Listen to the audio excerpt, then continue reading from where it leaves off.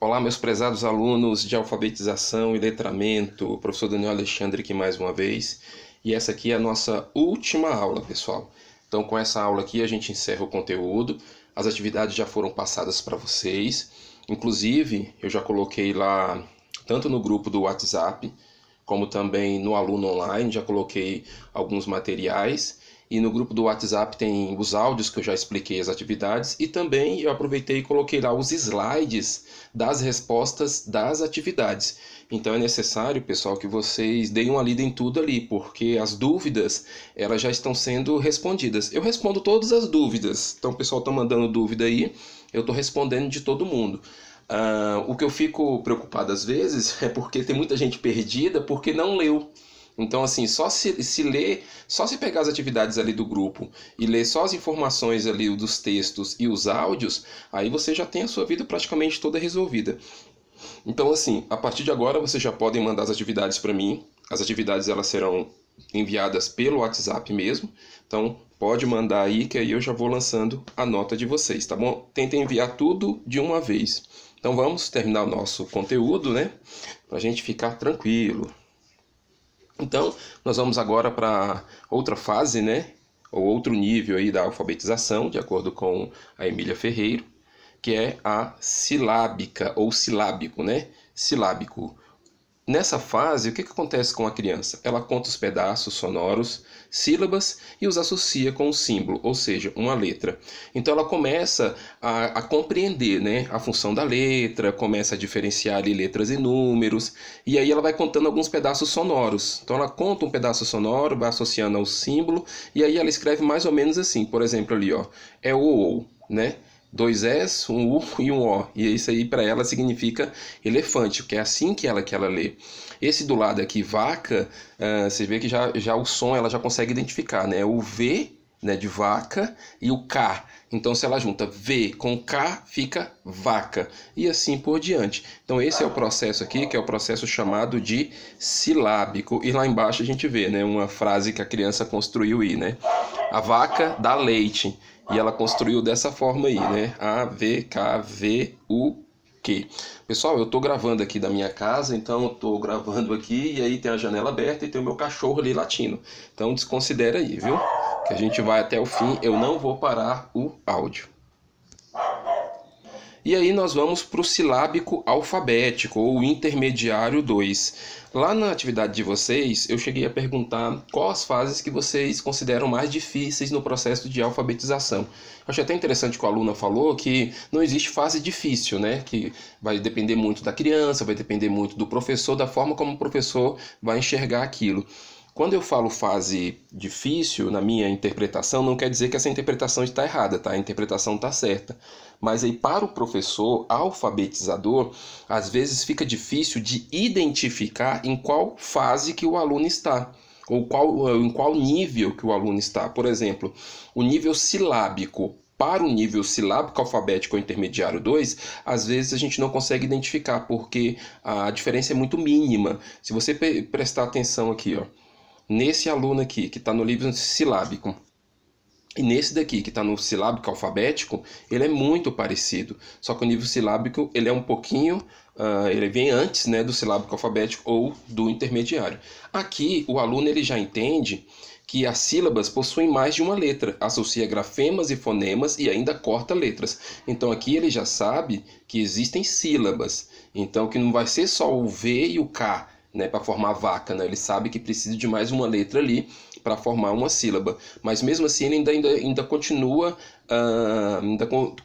tirando algumas letras ou cortando algumas letras. Por exemplo, aqui, olha aqui esse exemplo, né? Cavalo, né? Cavalo, cavalo, cavalo, cavlo e cavlo. Então você percebe que a criança já compreendeu que o objetivo da letra, que existe uma sílaba, mas na hora que ela vai formar, algumas letras ainda são cortadas. Então esse aqui é o nível silábico, alfabético ou intermediário 2.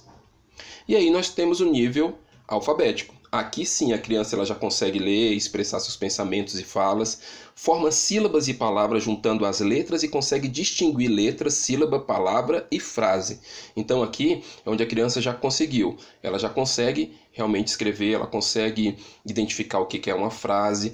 Aí ela ainda tem algumas coisas que ela precisa ajustar, por exemplo aqui, ó, futebol, né? Faltou um L ali. Aí vovô, caminhão.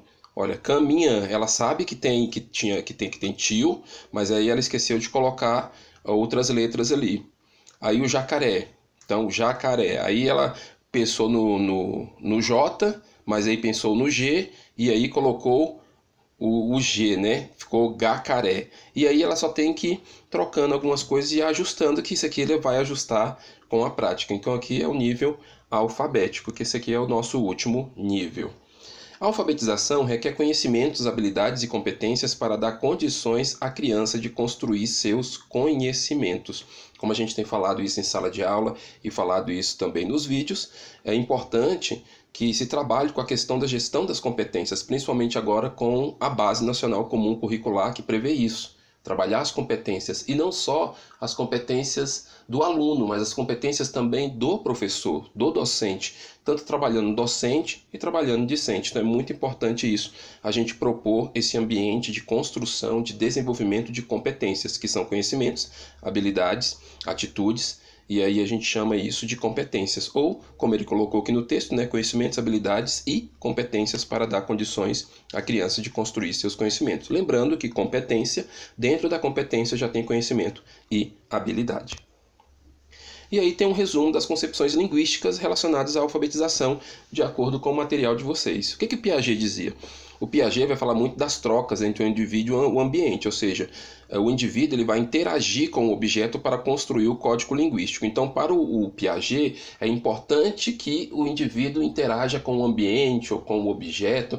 É aquela frase que a gente fala, o meio influencia, eu influencio o meio. Então, é uma troca. Eu estou em um ambiente, eu estou influenciando aquele meio, mas aquele meio também me influencia para desenvolver o meu conhecimento. E o Vygotsky? Ele vai falar das condições sociais do comportamento humano. A fala antecede a escrita e funciona como um elemento mediador. Então, para o Vygotsky, é muito importante as interações sociais.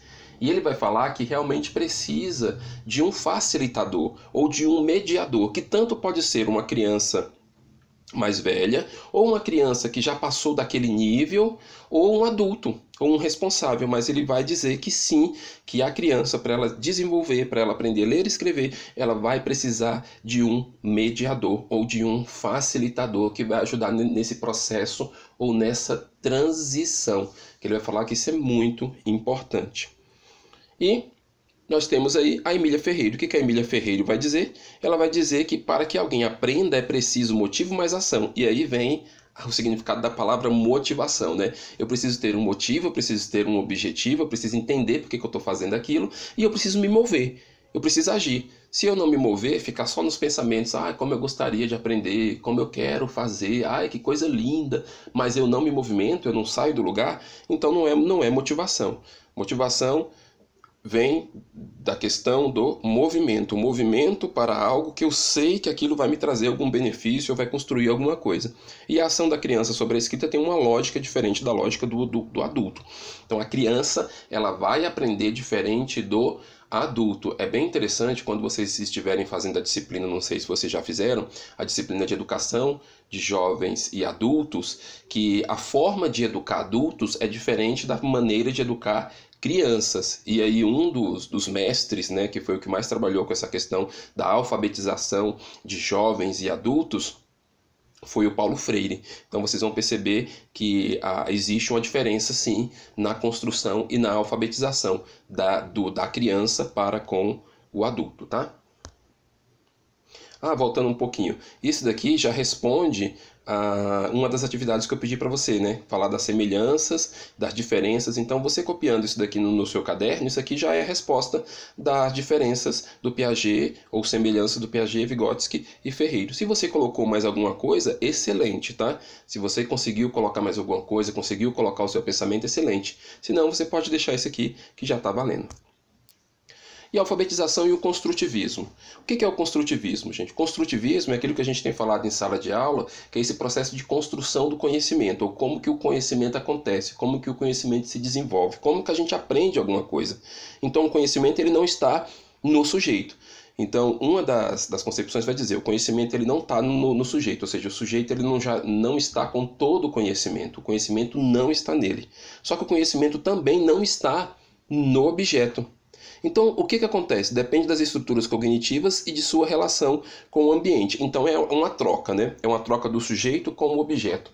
Quem vai falar bastante sobre isso é o Piaget, mas o Vygotsky também vai falar sobre isso, só que ele não fala com essas palavras. Então, para eu aprender, eu preciso sim ter contato com algumas coisas. Eu preciso de experiência, como diz a neurociência. Eu preciso ter experiência. Isso não significa que a criança seja uma página em branco. Isso não significa que a criança nasce e ela não saiba de nada.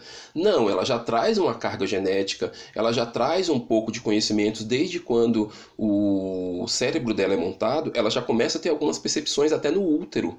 Então, no útero, algumas memórias já começam a ser formadas, algumas percepções, algumas sensações. A criança, quando tem todos os órgãos formados, ela começa a sentir, começa a ouvir. Quando nasce, tudo isso vai se construindo. Então, não significa que a criança seja branco, não tem nada. Então, assim, nasceu o bebê não tem nada com ele, tá tudo zerado, não é assim. Ele já traz uma carga genética, ele já traz um certo modelo de aprendizado e isso vai se construindo com o tempo, né? Claro que vai estruturando com o tempo, as estruturas vão moldando, dependendo das estimulações, e aí a gente acaba se tornando quem a gente é por causa de toda essa história de vida que nós temos. Então, construtivismo é uma teoria psicológica de aprendizagem, não é um método. Tá? Tem muita gente que acaba utilizando assim, eu vou usar um método construtivista, mas não existe um método construtivista. O que nós percebemos é que existem alguns métodos, principalmente da metodologia ativa que coloca o aluno para fazer, coloca o aluno para experimentar, que em outras metodologias a gente chama isso de descoberta, né? Descoberta ou demonstrativo, quando o professor faz e o aluno faz. Então eles chamam agora, tem uma nova teoria dizendo que o nome disso é metodologia ativa, quando você coloca o outro para fazer, o outro para se desenvolver e respeita ali o ambiente dele. Aí algumas pessoas vão chamar isso de construtivismo, de método construtivista, mas o método construtivista, não existe método construtivista. O construtivismo é uma teoria que demonstra como que a pessoa aprende, que ela tem que passar por determinadas etapas. Então cada etapa, e uma etapa não pode sobrepor a outra, ou seja, a gente não pode queimar etapas. A gente precisa ter um momento assim de aprendizado, ou seja, primeiro nível, segundo nível, terceiro nível e assim por diante. E as ações do professor alfabetizador?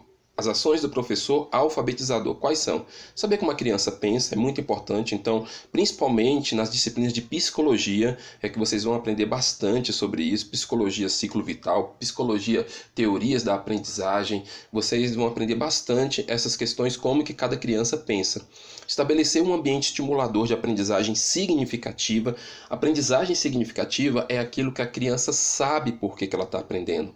E ela gosta daquilo, e ela internaliza aquilo, e ela consegue às vezes até replicar aquilo, até ensinar para outras crianças, ou conversar com os pais sobre aquele conhecimento. E às vezes esse conhecimento não acaba nunca.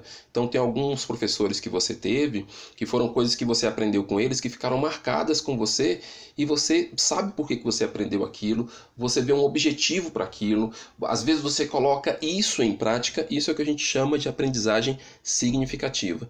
Planejar práticas educativas com ludicidade e sociabilidade. O que é a ludicidade?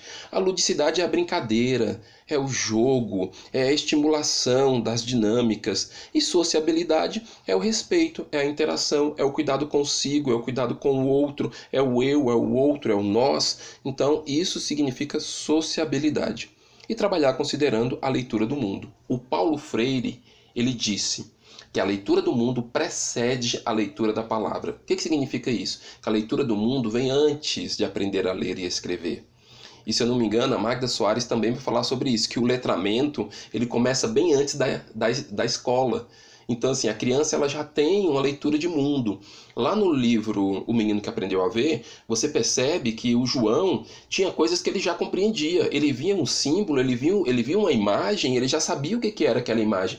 Porque ele já tinha aprendido a ler o mundo. Ele só não sabia ler as palavras. Então, as palavras, quando ele via as letras, ele via desenhos, ele via rabiscos. Então, ele não conseguia entender isso. Então, leitura do mundo é a visão que eu tenho do mundo, é a visão que eu tenho do meu ambiente, é a visão que eu tenho do meu cenário político. Claro que a criança não vai saber disso, né? Não vai saber dessas questões de cenários políticos ainda, mas ela já traz alguma carga, ela já traz algum conhecimento com ela quando ela entra na escola. Isso é leitura do mundo e isso deve ser considerado. É por isso que às vezes a educação no campo, ela tem sim que ser diferente da educação na cidade grande, porque a criança que está no campo, ela vivencia outras coisas, ela está em outro ambiente, são outras representações, são outros exemplos. E a criança que está na cidade grande também são outros exemplos e assim por diante. Então é importante que o professor alfabetizador saiba em qual ambiente que aquela criança está inserida, porque senão pode acontecer de dar exemplos em sala de aula que a criança não saiba o que é aquilo. Aí falar, vou dar um exemplo, por exemplo, lá na sua casa, tem isso, tem isso, tem isso. Aí a criança, eu não sei o que é isso, tia. Eu não entendo, eu não sei o que é isso. O que é isso? Então, se você vai trazer exemplo, trazendo a vivência da criança de algo que ela não tem vivência, que ela não sabe o que é, não é leitura do mundo. Então você tem que entender o contexto e trazer o que está acontecendo naquele momento ali com aquela criança para trazer os exemplos para dentro da sala de aula. E aí nós temos o ponto 6 aqui, o fim das cartilhas em sala de aula. A maioria de nós, então quem tem mais ou menos aí a minha idade, ou dentro aí mais ou menos da minha idade, principalmente a geração X, década de 80, início da década ali de 90, nós aprendemos, a maioria aprendeu por meio de cartilhas. A primeira cartilha foi publicada em 1948. A alfabetização era realizada pela Associação de Imagens, Palavras-Chave, Sílabas e Letras. Lá no Menino que Aprendeu a Ver, aquele ali é um exemplo de alfabetização por meio de cartilhas.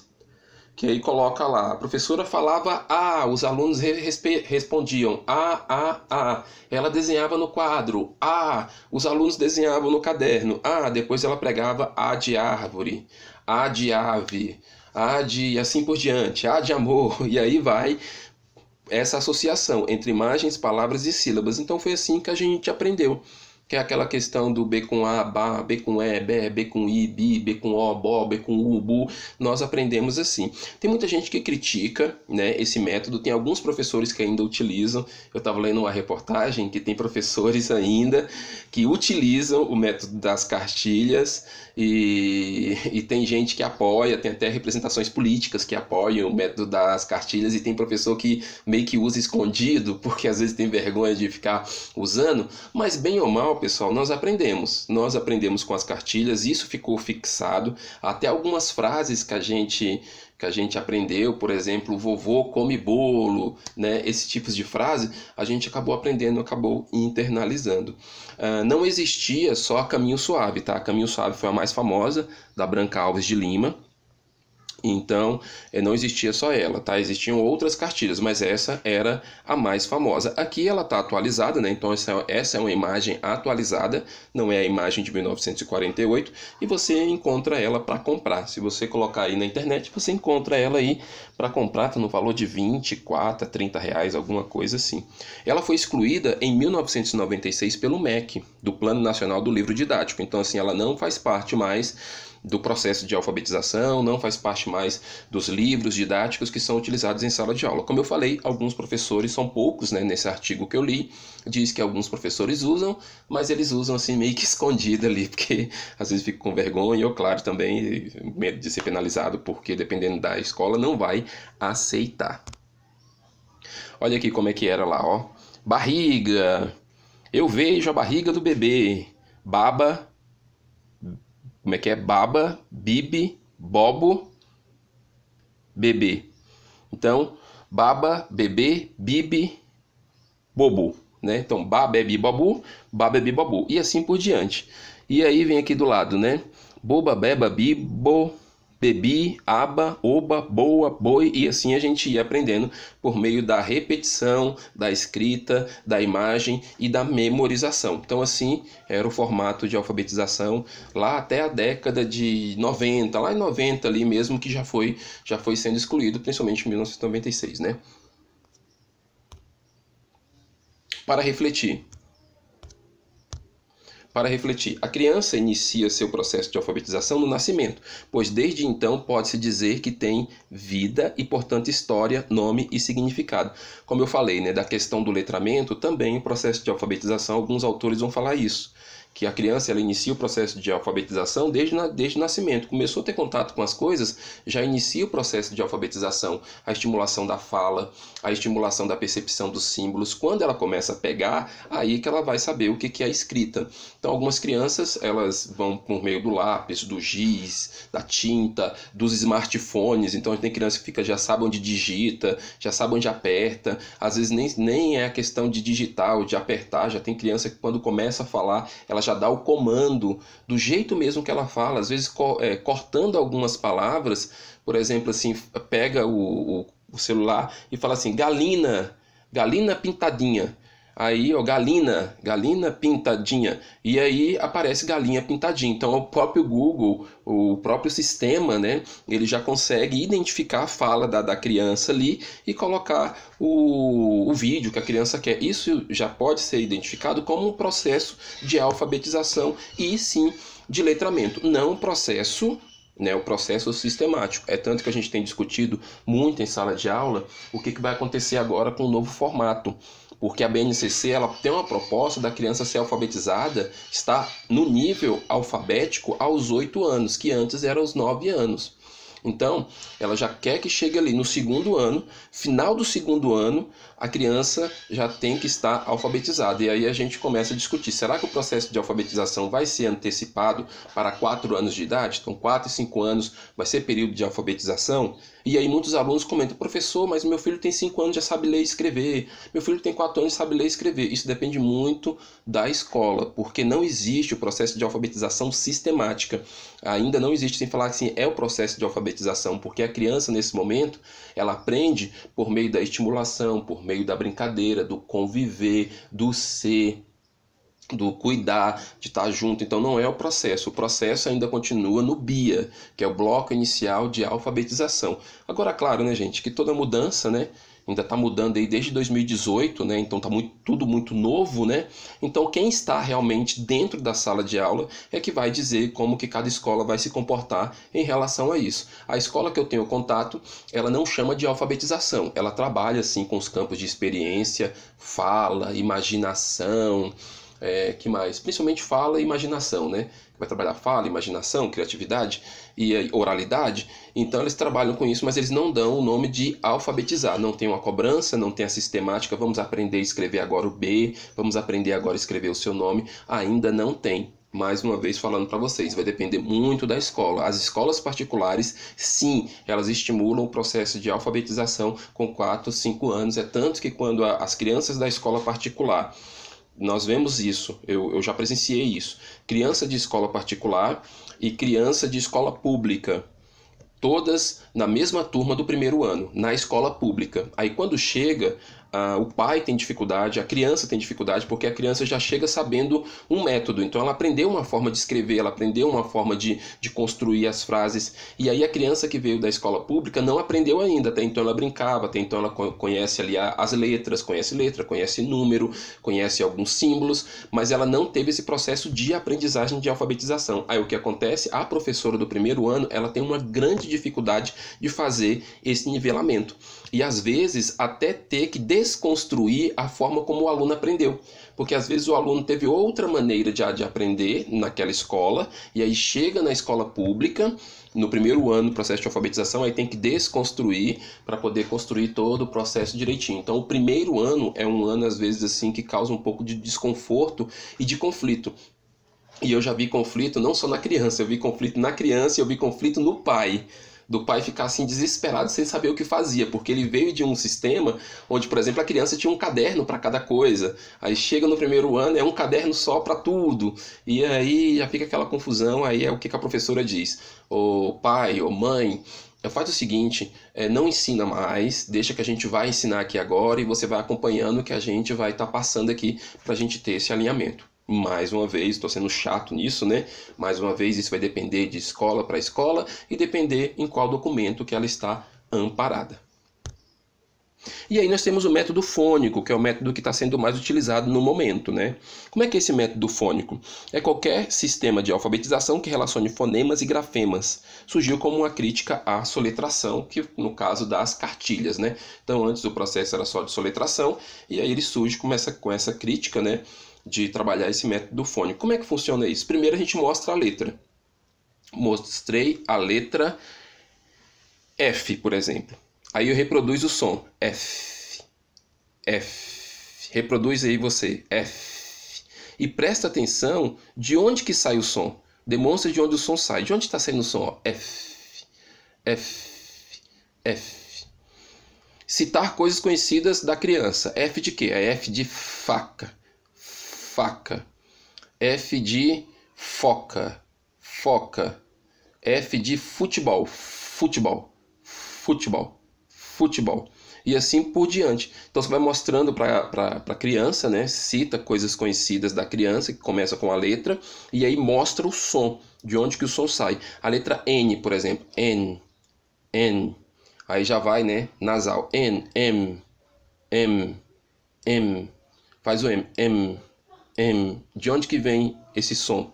E assim por diante. Então tem alguns sons que vão ser produzidos mais aqui no lábio superior, da língua, nasal, às vezes vem da garganta, né? Dependendo do tipo de letra, e aí o professor ele tem que ser treinado para isso, né? Então o professor, quando ele entrar na sala de aula, vocês serão treinados. Se vocês forem trabalhar com o processo de alfabetização, vocês serão treinados para trabalhar com o método fônico. E aí junto com o método fônico, vem aí o método das boquinhas, que foi criado, né, ou estimulado, ou ficou mais conhecido com a Renata Giardini. Então, essa especialista, ela criou esse método aí chamado método das boquinhas, porque antes era só assim, né, o método fônico. Eu mostro de onde o som sai, então F, M, M, e aí ela juntou isso. Foi desenvolvido em parceria com a fonoaudiologia e a psicopedagogia, com a estimulação fono, vísio e articulatória. Então agora eu escuto, eu vejo e eu trabalho, ou seja, eu articulo. É a som, a letra e a boquinha. E é semelhante ao treinamento vocal. Quem já fez técnicas de canto, aí sabe do que eu estou falando. Que a gente treina sifuxipa, algumas técnicas que eu faço em sala de aula, técnicas de canto e técnicas de oratório, eu peço para os alunos mastigarem o M. Mastigo o M. M, M, M, M. E aí você já imagina como é que está a minha boca aqui. E quando a gente vai ensinar a pronúncia no processo de oratória, a gente fala bem assim que a gente tem que exagerar. Por exemplo, A, E, I, O, U. Tenta fazer aí você de maneira bem exagerada. Pronuncia A, E, I, O, U. E aí você olhando aqui, você vai ver o formato da boca, como a boca se comporta. Então esse método, ele vai mostrar de onde que sai o som, de onde que o som sai, vai mostrar a letra e vai mostrar como que a boca se comporta, como que a boca é articulada. Esse é o método das boquinhas. Então você percebe que aí existe essa evolução. Antes era só assim, eu vejo a letra e eu fico repetindo. Agora não. Agora a gente sabe de onde vem o som, a gente sabe como é que criada, a gente sabe como é que articula, a questão da musculatura da boca e assim por diante, método das boquinhas. Mais um para refletir. O processo de alfabetização e letramento não envolve apenas práticas de escrita e leitura, mas todas as representações da comunicação e expressão. Então, quando a gente está falando desse processo de alfabetização e letramento, é tudo, gente. tudo faz parte. A criança pode aprender com tudo. Ela aprende numa brincadeira, ela aprende num passeio, ela aprende numa ida ao shopping. Então tudo está dentro. Então, num processo de alfabetização, até brincando, até passeando com a sua criança, você que tem filho, você que tem sobrinhos aí, então, até passeando, você pode estimular o conhecimento. Oh, o que é aquilo ali? Você sabe o que é aquilo? Eu sei, não sei. E vai conversando. Então, esse processo de interação, de conversa, de mostrar para a criança o que é, de mostrar para a criança a maneira que fala aquela palavra. Eu já falei para vocês assim que uma das dicas da neurociência é a gente não corrigir a criança. Falar assim, tá errado. Não é assim que não é pedra. Não é pleda. É pedra. Fala direito. Pedra. Aí a criança, pedra. Não é pedra. Então, isso a neurociência fala que a gente não deve fazer. Se a criança fala assim, ela, pedra. Aí você vai falar, você quer a pedra? Então você fala a maneira correta e fala para a criança, então você quer a pedra. A criança vira assim e fala, me dá a dedeira, eu quero a dedeira. Então você está pedindo a mamadeira. É isso, né? Você quer a mamadeira. Então você não precisa corrigir dessa forma, né? Por meio de bronca, não precisa disso. É só você repetir a palavra certa, repetindo para a criança e às vezes fazer a criança repetir. Então você quer a mamadeira, não é isso? Você quer o que mesmo? É a mamadeira? Aí a criança tende a repetir da maneira correta. Então ela vai aprender com tudo. E letramento. O que é letramento de acordo com a Magda Soares? Então Magda Soares, né, é uma das professoras, das autoras que representam bem o letramento, né? Então no Brasil é uma das mais conhecidas. Quando se fala de letramento não tem como não falar de Magda Soares. Letramento é a compreensão da leitura escrita com práticas sociais, que privilegia a língua que usamos a todo instante quando nos comunicamos. Então o letramento ele vai ser voltado para a questão da compreensão, da interpretação, daquilo que eu estou falando, daquilo, para que serve aquela palavra, para que serve aquela frase, onde que eu aplico aquilo. E ela coloca algumas características do leitor crítico, que é o domínio da leitura, o domínio da linguagem escrita, a capacidade de reflexão e a capacidade de atingir uma visão de mundo no texto lido. É quando você lê alguma coisa e você sabe o que está escrito ali.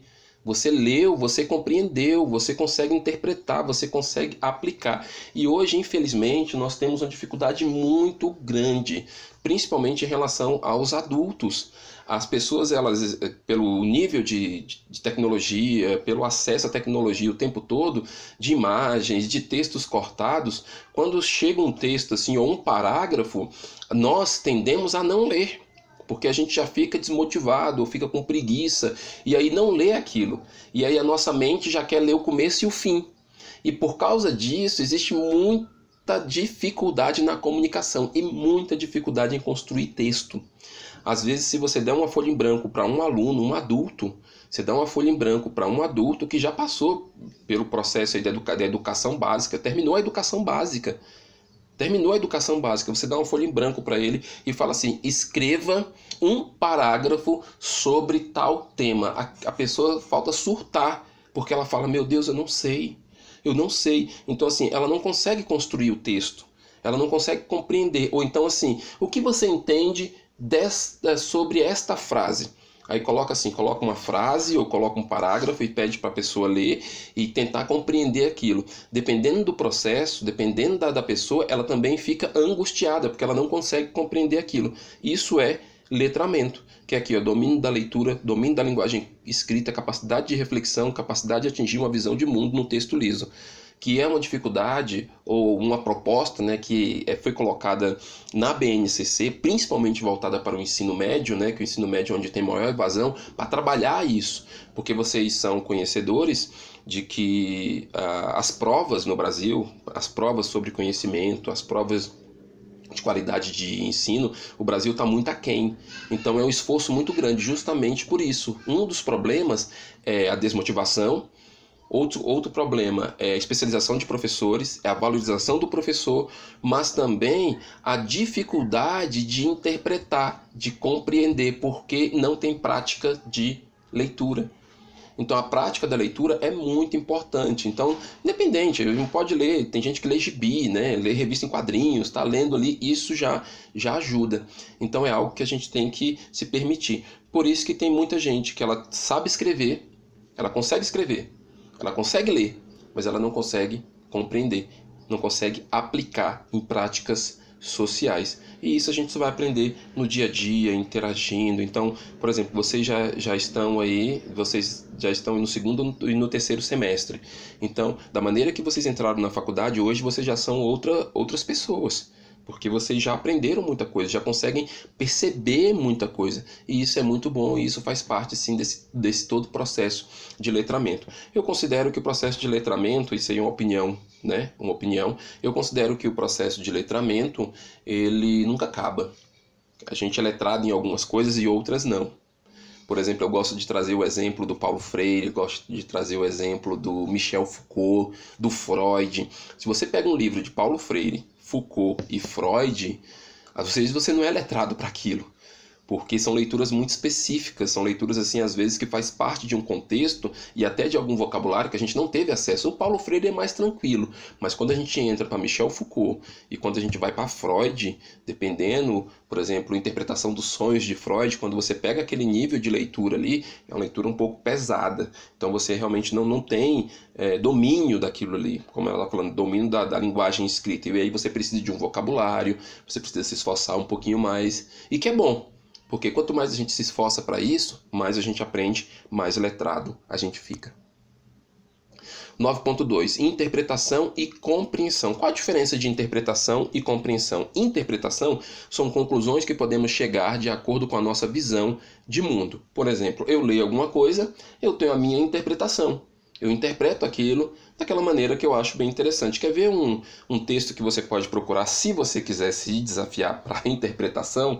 Leia O Ovo e a Galinha, de Clarice Lispector.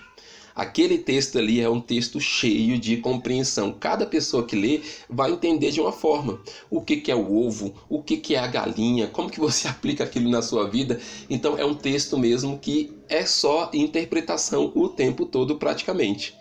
A compreensão, o que é compreensão? Compreensão é análise e decodificação do que está realmente escrito. É objetiva, a interpretação é subjetiva. Subjetiva é aquilo que parte do indivíduo, né? É aquilo que eu penso, aquilo que eu imagino, não é alguma coisa assim que eu considero assim como fato, às vezes não faz parte de um fato. A objetiva não, a objetiva ela é o que é e pronto. Então, mais uma vez falando aí do ovo e da galinha. O ovo e a galinha de Clarice Lispector. Eu sei o que é ovo, eu sei o que é galinha, eu sei o que é cozinha. E aí a Clarice Lispector começa falando que de manhã ela estava na cozinha e viu um ovo em cima da mesa. E aí ela começou a pensar sobre a questão do ovo e da galinha. Aí começa, né, aquela história, quem veio primeiro, o ovo ou a galinha? Por que esse ovo está aqui? Desse ovo sai uma galinha.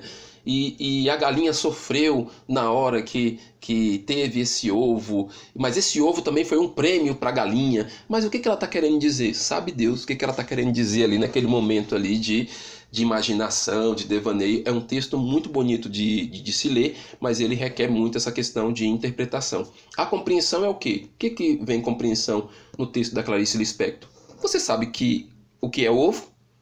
Como se escreve ovo, você sabe o que é galinha e como se escreve galinha. Isso é compreensão. Então tem muita gente que consegue compreender exatamente o que está escrito, mas não consegue interpretar. Então às vezes o que a gente tem é um problema realmente de interpretação. Então as pessoas que passam em concursos públicos, geralmente a maioria das pessoas que passam nos primeiros lugares ali de concurso público é porque tem uma capacidade muito grande de compreensão, interpretação e memorização. Então as pessoas que conseguem trabalhar isso, compreender, interpretar e memorizar, com certeza vão passar em concursos públicos, porque tem muita coisa que merece isso, senão a gente não consegue. E quem é o analfabeto funcional?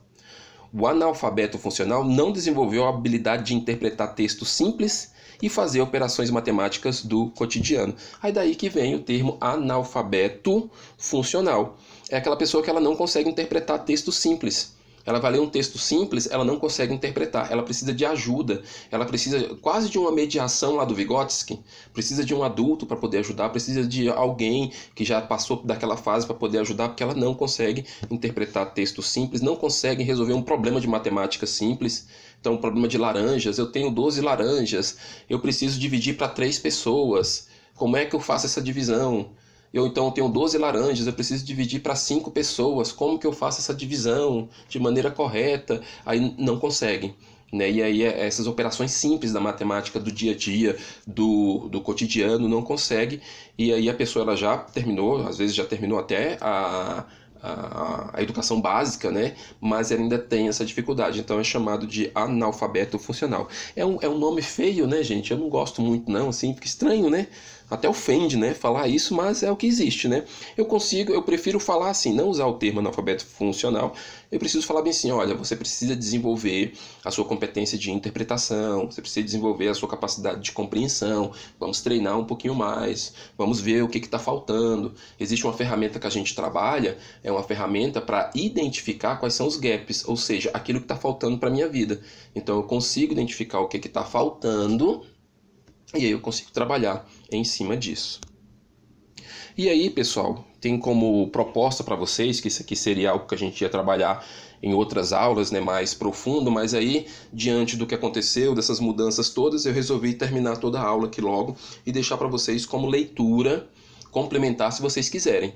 Então, como a gente volta, se Deus quiser, né? Eu acho que final de julho ali em agosto, ou agosto que vai começar o primeiro semestre, então vocês vão ter muito tempo aí livre, ou não, né? Livre para poder estudar, né? Em relação a esse período de estudo, porque eu creio que cada um de vocês tem as atividades. Mas se vocês quiserem se especializar um pouquinho mais, que isso realmente vai fazer muito parte da vida de vocês, tem aí o currículo em movimento, que é o documento que é utilizado como norteador da educação aqui em Brasília, aqui no Distrito Federal, Currículo e Movimento do Distrito Federal, que vai trabalhar com os campos de experiência e isso alinhado com a Base Nacional Comum Curricular. Então, eu resolvi separar aqui o campo de experiência, que é bem voltado para a nossa disciplina, que é escuta, fala, pensamento e imaginação. Eu falei num slide antes aí que ainda não se fala de alfabetização sistemática com crianças de 4 e 5 anos, que é chamada agora de crianças pequenas, de 4 e 5 anos e 11 meses, crianças pequenas. Essa é a nova nomenclatura, o novo formato que é chamado agora. Então, crianças pequenas, de 4 a 5 anos e 11 meses. Então, nós temos aqui alguns objetivos. Olha o que é feito nesse campo de experiência, escuta, fala, pensamento e imaginação. Escolher e folhear livros, procurando se orientar por temas e ilustrações, acompanhando a narrativa. Então, eu entrego o livro para a criança e você começa a conversar com ela. Olha, procura aí a casa, procura aí o gato, onde que está o jacaré? O que o jacaré está fazendo? Esse livro fala sobre o quê? O que você acha que esse livro está falando?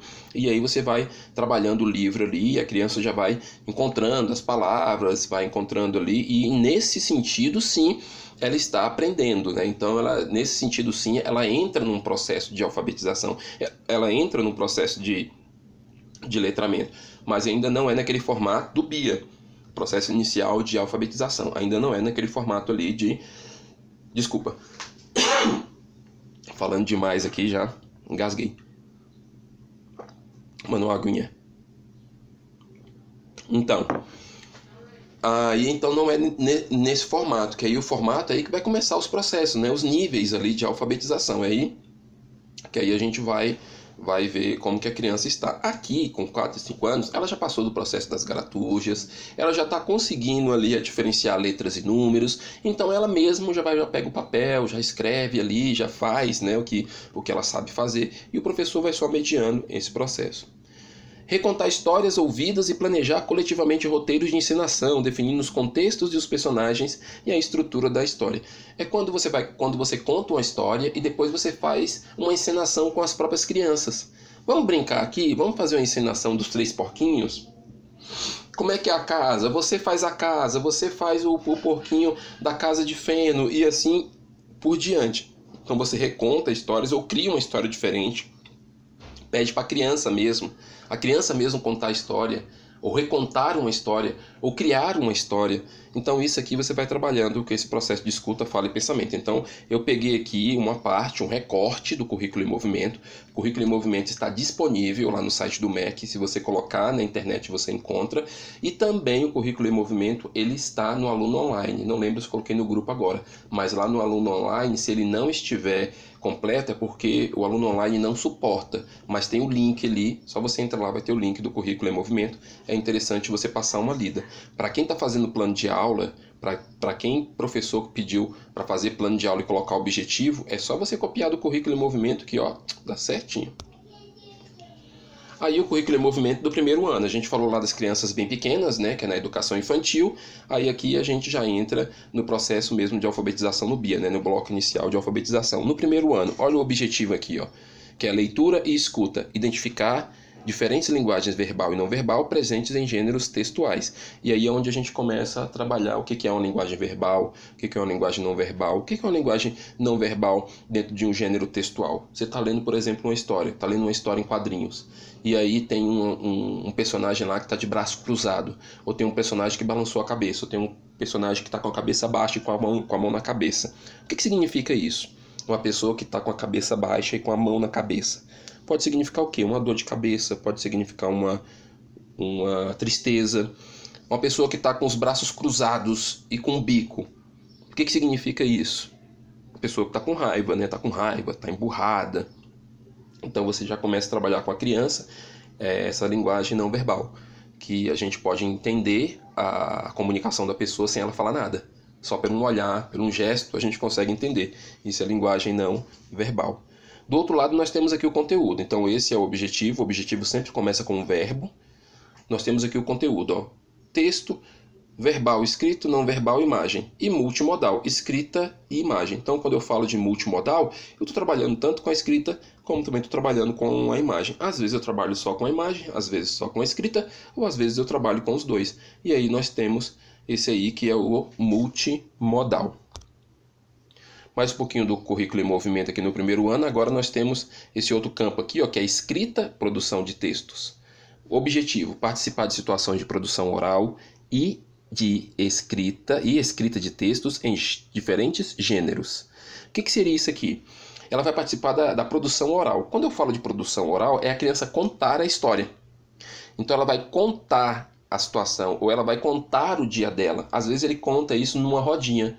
Por exemplo, a hora da novidade, e aí faz a rodinha e a professora pergunta como é que foi o final de semana, o que vocês fizeram? E aí vai desenvolvendo a oralidade ali, e aí a criança vai falando e fazendo essa produção. Depois que ela conta como que foi o final de semana, ela pode escrever, ela pode desenhar. Então o trabalho dela vai ser desenhar e escrever como que foi o final de semana dela. E aí ela vai trabalhando com diferentes gêneros textuais ali. Aí aqui os conteúdos, escrita do nome próprio e de colegas, noção de espaço, movimento e direção em produções. Então nesse momento aí a criança já começa a escrever o nome dela, escrever o nome do colega, e aí vai trabalhando esses processos. Então o Currículo em Movimento ele vai nortear as atividades em sala de aula. Eu separei aqui só o campo relacionado com a nossa disciplina de alfabetização e letramento. E aqui a gente termina a nossa aula, né? Que Deus ilumine seus estudos e que vocês sejam ótimos profissionais. Gente, confiança, dedicação e vontade. Muito obrigado, foi um prazer estar com vocês e a gente se encontra o mais breve possível, se Deus quiser. Até mais.